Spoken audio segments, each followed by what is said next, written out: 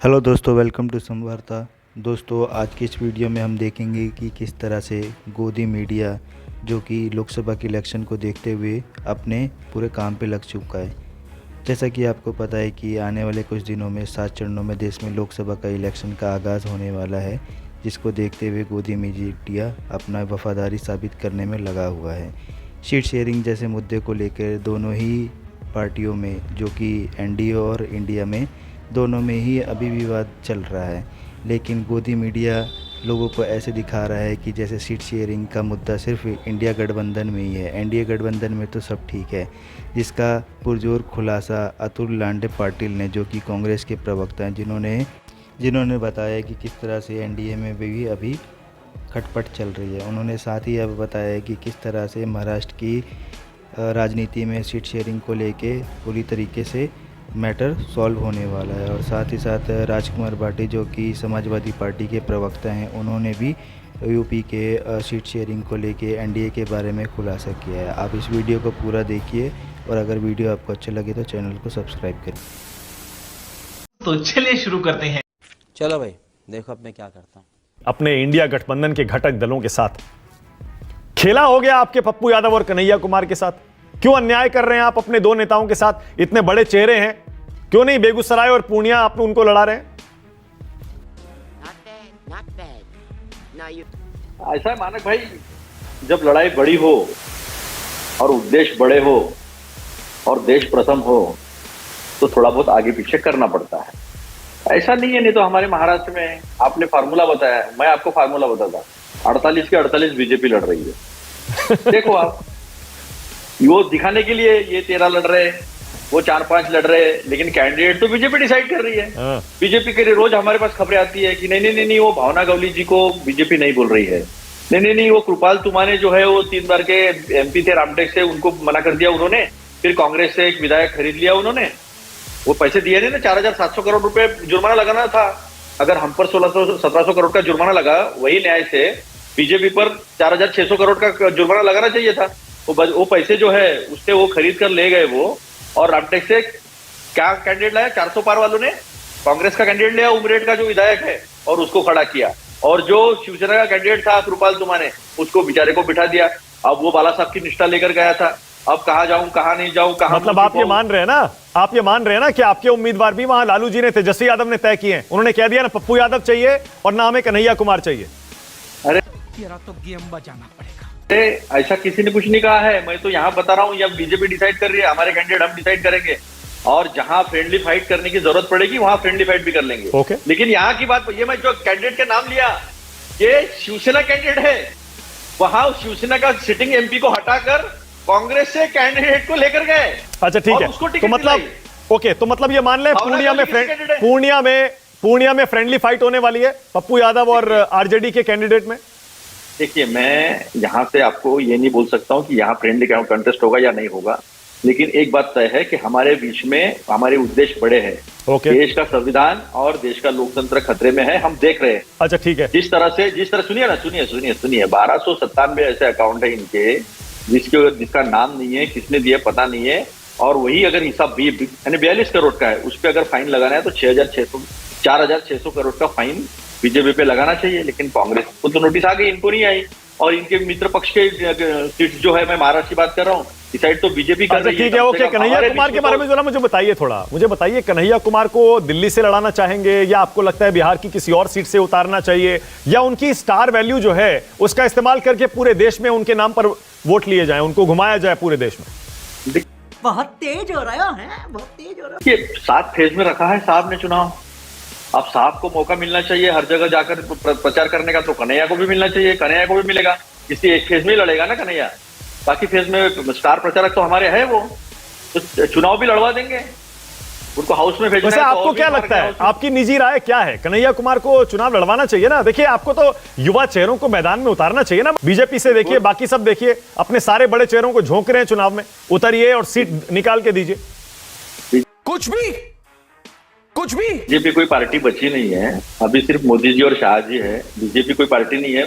कांग्रेस मुक्त करते करते बीजेपी मुक्त हो गया है। एक ही चेहरा है, वही लड़ रहा है, बाकी किसी को कोई पता ही नहीं होता। आपको बताओ मानक जी, मैं कल एक विधायक, इनके सांसद मिले थे मुझे कल, अभी नाम नहीं लूंगा तो बेचारा प्रॉब्लम हो जाएगी। उनकी पहले एक ऑडियो कैसेट आई है कि हमको पूछता कौन है, कहते हैं पढ़ता होगा तो रहो, नहीं तो चले जाओ। किशोर जी को पता है, हमारे बाजू वाला ही जिला है, हमारा गांधी जी का आश्रम है बहुत बड़ा वहां पर।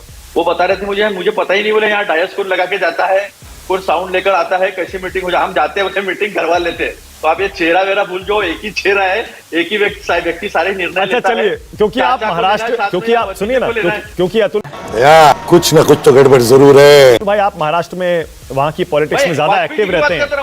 अरे मुझे सुनिए ना, मैं आपसे कुछ और पूछ रहा हूँ। अरे मुझे ये तो बता दीजिए, अरे मुझे महाराष्ट्र के बारे में बता दीजिए। चाचा का घर तोड़ दिया, हेलीकॉप्टर जला दिया, क्या कैसे? अच्छा, मुझे महाराष्ट्र के बारे में थोड़ा बताइए ना, वहां पर क्या सीट शेयरिंग फॉर्मूला फाइनल हो रहा है फिर एमवीए का?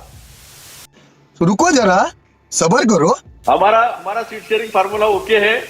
3 तारीख को सब लोग सामने आकर आपका हमारा फार्मूला बता देंगे। हमारा कैंपेनिंग भी शुरू हो रहा है, करीब हर जगह शुरू भी हो गया है, हमारा कोई दिक्कत नहीं है बेचारे। लेकिन वाजपेयी जी को देखो, चाचा को भतीजे से अलग कर दिया, बोले मेरे फोन अलग है, जहां तक घर की लड़ाई लेकर आए। अच्छा, 22-16-10 यही है ना? 22-16-10, 22 शिवसेना उद्धव ठाकरे गुट, 16 कांग्रेस, 10 एनसीपी शरद पवार गुट।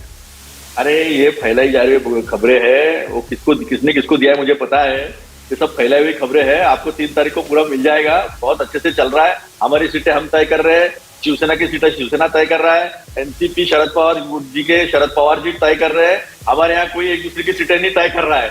वो अच्छा ठीक है, ओके, पूछिए कि उनके यहाँ से कौन लड़ने वाला है, अप्रूवल अच्छा ठीक है, ओके, ऑल राइट।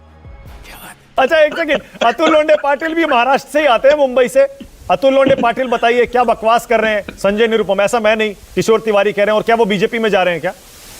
मैं तो नागपुर से हूँ, दीक्षा भूमि से, डॉक्टर बाबा साहब अम्बेडकर की।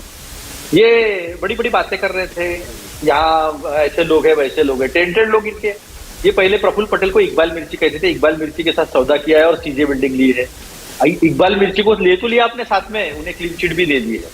संजय सरोज लश्कर तैयबा को टेरर फंडिंग में अरेस्ट थे, उनको भी इन्होंने पार्टी में लिया। गमछा पहुंचाने वाला कौन है? जो आईजी था, एटीएस का आईजी था, जिसने उसको संजय सरोज को पकड़ा था, उसी ने बीजेपी का गमछा जो है वो संजय सरोज के गले में डाल दिया। तालिब हुसैन शाह, ये इनका ही आदमी, इनका ही आईटी सेल का प्रमुख। वो अमरनाथ के हिंदू श्रद्धालुओं पे गोलीबार करने वाला, वो भी पकड़ा गया, वो इनका ही आदमी। प्रदीप कुरलकर, संघ का आदमी, डीआरडीओ में एक लड़की के चक्कर में आकर हनी ट्रैप में फंसकर सारे मिसाइल्स के सीक्रेट्स दे रहा था। राजू सबनानी, हिजबुल्लाह के इसमें ओस्लो में पकड़ा गया था। ये इनका ओवरसीज ऑफ बीजेपी का उपाध्यक्ष, देश के प्रधानमंत्री को 1 लाख रुपए का नमामि गंगे में चेक सौंप रहा था, उनका उपाध्यक्ष है। बड़े बड़े इन्होंने झंडे गाड़े। क्या बात है सर, क्या बात है सर, क्या बात, ये बात है। एक मिनट अतुल भाई, एक सेकंड रुकिएगा। आप अपने नेता संजय निरुपम की तुलना ऐसे लोगों से कर रहे हैं, आतंकियों से कर रहे हैं, क्या बात कर रहे हैं? नहीं, अभी मजा आएगा ना भिड़ो। आप क्यों बीजेपी का प्रवक्ता बन रहे हैं? मैं प्रेम शुक्ला जी के जवाब जो कहा था, प्रेम शुक्ला जी ने जो कहा था उसका जवाब दे रहा था मैं, कि देशद्रोही पार्टी बीजेपी जो है। एक मिनट किशोर जी, एक सेकंड। अच्छा अतुल भाई रुकिए ना, एक मिनट रुकिए तो सही। अरे रुकिए तो सही एक मिनट। मैंने आपसे सवाल क्या किया था? मैंने आपसे सवाल किया था सुन तो लीजिए, अरे मेरी बात तो सुन लीजिए, सवाल तो सुन लीजिए। मैंने आपसे सवाल किया था, संजय निरुपम क्या बकवास कर रहे हैं, किशोर तिवारी कह रहे हैं, और क्या वो भाजपा में जा रहे हैं?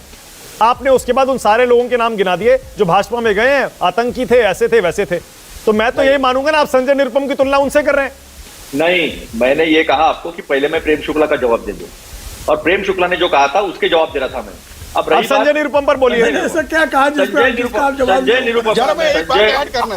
निरुपम जो है, संजय निरुपम जी अपने सीट के लिए, अपने लिए लाल पड़ जाएंगे। अपनी बात, अरे छोड़ो ना, आपको तो शर्म आती नहीं ना, बेशर्मी का तो झोला पहन के रखा है बीजेपी। संजय निरुपम पर बोलिए, संजय निरुपम पर बोलिए।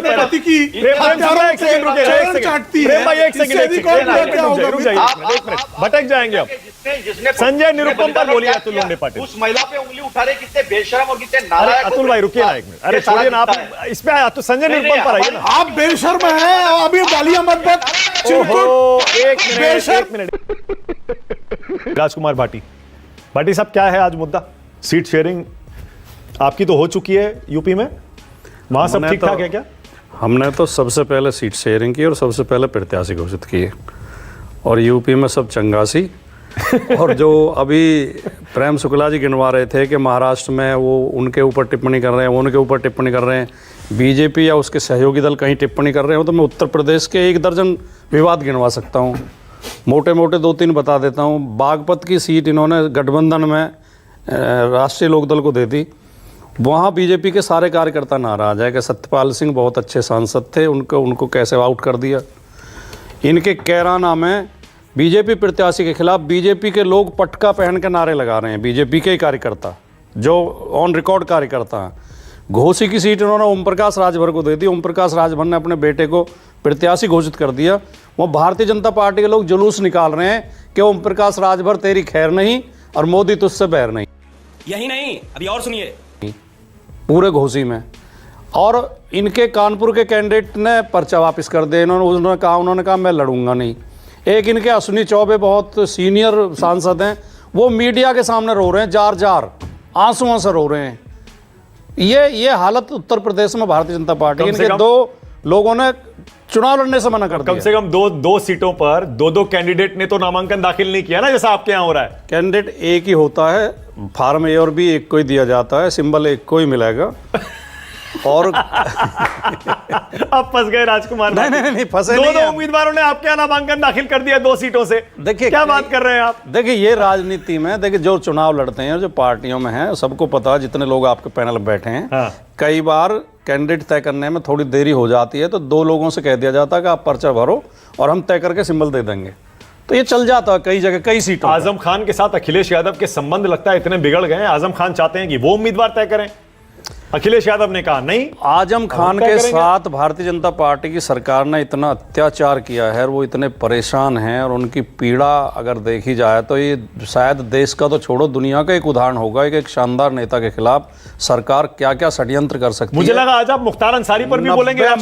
90 मुकदमे उनके सारे फर्जी हैं। हाँ। क्या क्या आरोप लगाए हैं। बकरी चोरी का आरोप आजम खान पे, घास चोरी का है, पायल चोरी का, किताब चोरी का। मैं सोच रहा था आज आप मुख्तार अंसारी पर बोलेंगे राजकुमार भाई। नहीं, मैं तो विषय तो आपका और ही है। और मुख्तार अंसारी पर नहीं बोलेंगे क्या आज? नहीं, मुख्तार अंसारी पे केवल हम इतना बोलना चाहते हैं कि उत्तर प्रदेश में ये जो लगातार हिरासत में मौत हो रही है और भिन्न भिन्न तरीके से निपटाया जा रहा है, निशाना बना के निपटाया जा रहा है। जी। किसी की गाड़ी पलट दी जाती है, किसी के ऊपर गोलियां चलवा दी जाती हैं, कोई थाने के अंदर फांसी लगा लेता है, कोई पानी में कूद के मर जाता है, किसी को जहर दिया जाता है, स्लो पॉइजन दे दिया जाता है। ये भारत के लोकतंत्र के लिए और कानून के राज के लिए बहुत ही चिंताजनक बात है। जिनकी भी कानून में आस्था है और जिनकी भी संविधान में आस्था है, उन्हें चिंता करनी चाहिए और ऐसी चीज़ों की जांच करके दोषियों को सजा दी जानी चाहिए कि इसमें कौन कौन दोषी।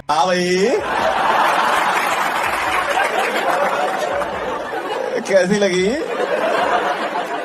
आगे स्वाद?